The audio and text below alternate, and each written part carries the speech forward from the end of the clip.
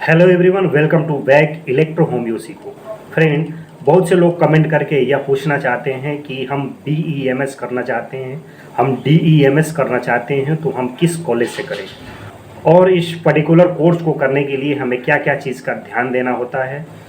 तो आज के इस वीडियो में इसी पे डिस्कस करेंगे। इस वीडियो को अंत तक जरूर देखिएगा। तो चलिए बिना देर के इस वीडियो को स्टार्ट करते हैं।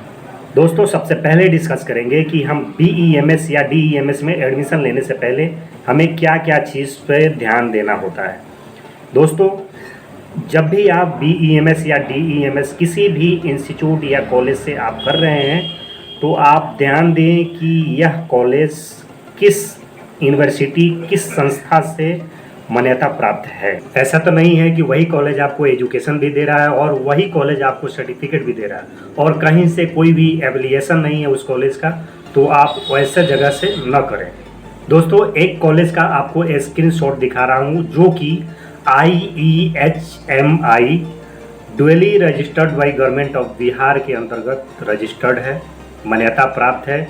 एक और कॉलेज का स्क्रीनशॉट आपको दिखा रहे हैं कि कॉलेज का नाम है, देख लीजिए, और ये जो है NEHM ऑफ इंडिया द्वारा मान्यता है। तो ऐसे चीज़ों को आप देख लें, समझ लें, यो जांच कर लें और तभी जा कर के आप किसी भी कॉलेज में एडमिशन लें, ताकि आपको आगे चल कर के किसी भी तरह की कोई दिक्कत ना हो। एक और इम्पोर्टेंट चीज़ है, आपको ध्यान देने की ज़रूरत है कि किसी भी आप कॉलेज से इलेक्ट्रो होम्योपैथी से रिलेटेड आप कोर्स कर रहे हैं, जैसे BEMS, DEMS, तो उस कॉलेज में प्रॉपर सारी इलेक्ट्रो होम्योपैथी से रिलेटेड व्यवस्थाएं होनी चाहिए, जैसे लैब की व्यवस्था, लाइब्रेरी की व्यवस्था, अच्छे टीचर की व्यवस्था, ताकि आप इलेक्ट्रो होम्योपैथी में अच्छा अपना करियर बना सकें और इलेक्ट्रो होम्योपैथी के बारे में अच्छे से पढ़ सके और अच्छे से समझ सके, ताकि उनको ट्रीटमेंट करने में कोई परेशानी ना हो और बार बार यह ना पूछें कि हम BEMS करने के बाद क्लिनिक खोल सकते हैं या नहीं और इलेक्ट्रो होम्योपैथी मेडिसिन काम करती है या नहीं।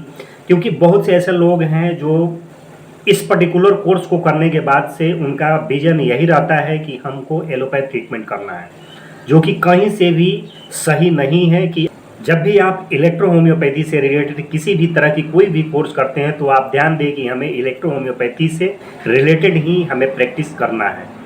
किसी भी दूसरे पैथी में प्रैक्टिस नहीं करना है, वो लीगल नहीं मानी जाएगी। दोस्तों, अब बात करते हैं कि हमें किस कॉलेज से BEMS या DEMS कोर्स करना चाहिए। यदि आप यूपी कानपुर के आसपास के हैं तो आप डॉक्टर NL सिन्हा सर के कॉलेज से आप BEMS कोर्स कर सकते हैं, जो कि बहुत पुराने संस्था है, उस पर ट्रस्ट किया जा सकता है।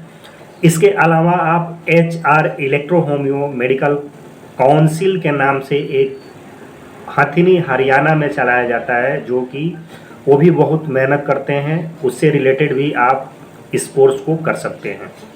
इसके बाद है जौहर मेडिकल कॉलेज हैदराबाद तेलंगाना में, जो उस कॉलेज से भी आप इस पर्टिकुलर कोर्स को कर सकते हैं। इसके अलावा बिहार में एक कॉलेज है BHREHMI and hospital Mairwa Siwan. ये जो कॉलेज है IEHMI dually registered by government of Bihar के अंतर्गत मान्यता है। इस कॉलेज से भी आप इस पर्टिकुलर कोर्स को कर सकते हैं। इसके अलावा देवी अहिल्या कैंसर हॉस्पिटल के जो डायरेक्टर हैं डॉक्टर अजय हाडिया सर, के दिए गए नंबर पे आप विजिट करके उनसे कंसल्ट कर सकते हैं कि आपके कॉलेज चलाते हैं या नहीं चलाते हैं, क्योंकि हम थोड़ा सा कंफर्म नहीं है, तो आप उसके बारे में भी पता करके वहाँ से भी कर सकते हैं, क्योंकि वहाँ पे सारी व्यवस्थाएं हैं, सारी सुविधाएं हैं। अगर आप वहाँ से करते हैं तो आपका एक्सपीरियंस लेवल बहुत अच्छा होगा और एजुकेशन सिस्टम भी बहुत अच्छा होगा। तो आप वहाँ भी इंक्वायरी करके आप वहाँ से भी एडमिशन ले सकते हैं।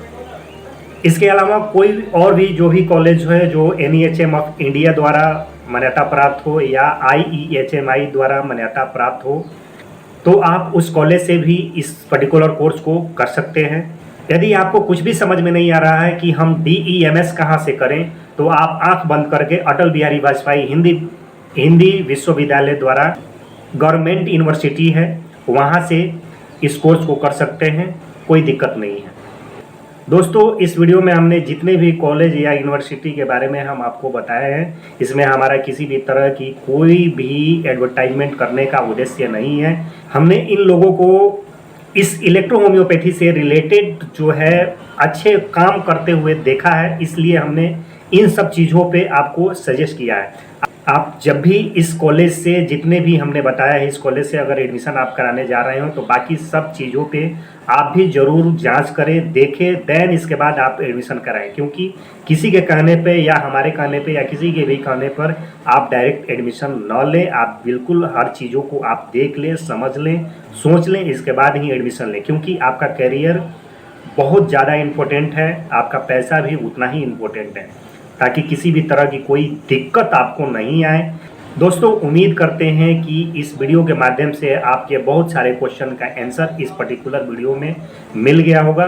यदि फिर भी आपके मन में कोई क्वेश्चन हो इस वीडियो से रिलेटेड तो आप कमेंट बॉक्स में कमेंट जरूर करें। चलिए फिर मिलते हैं नेक्स्ट वीडियो में। जय हिंद, वंदे मातरम।